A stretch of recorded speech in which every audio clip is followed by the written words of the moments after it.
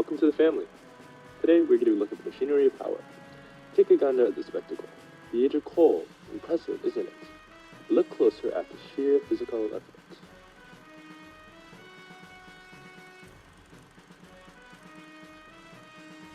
Now, your sociology professors might be talking about social determinism, the idea that people shape technology. Nonsense. Technology shapes people. Because coal is heavy, it has to move through fixed channels, railways, and canals. This creates what we call a concentration of workers in strategic points. Look at them.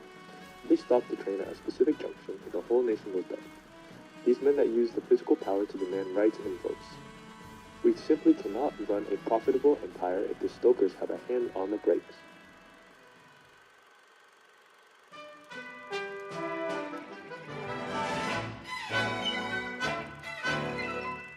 But American ingenuity has delivered a miracle, oil.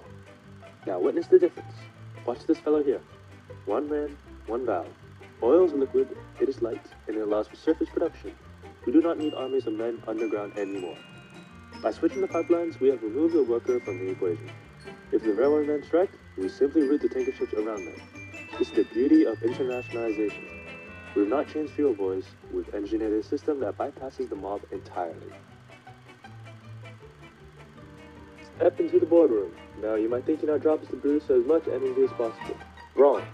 Too much oil is a disaster. It drives down prices to pennies. Our job is organizing scarcity. So, we practice a thing called sabotage. We delay the pipeline, we cap the well. We keep the supply just tight enough to keep the profits flowing.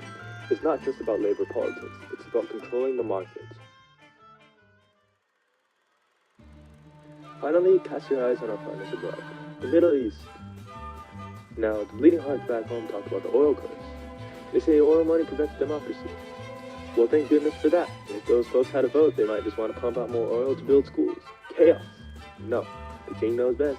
He keeps the oil in the ground, we keep the price up, and we sell weapons to keep the peace. We call it stability.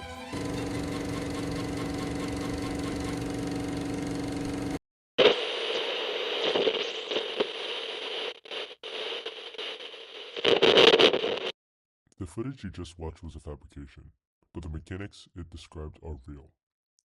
In his analysis of carbon democracy, Timothy Mitchell declassifies the true history of our energy systems. Exhibit A. The film mocked coal miners, but Mitchell argues that power was a structural reality. Because coal moved along fixed rail networks, workers possessed a democratic choke point. They used this leverage to shut down economies and force elites to grant democratic rights. Exhibit B. The transition to oil was a political project designed to destroy that leverage. Oil is liquid. It flows in pipelines. It requires less human labor. By switching the fuels, the industry didn't just improve efficiency, they engineered a system to bypass the workforce entirely. Exhibit C.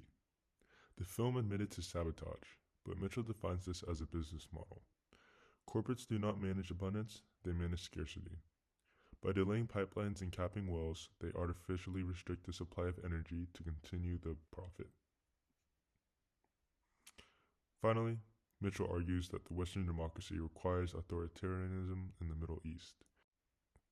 We rely on regimes that will keep the oil in the ground to maintain price stability.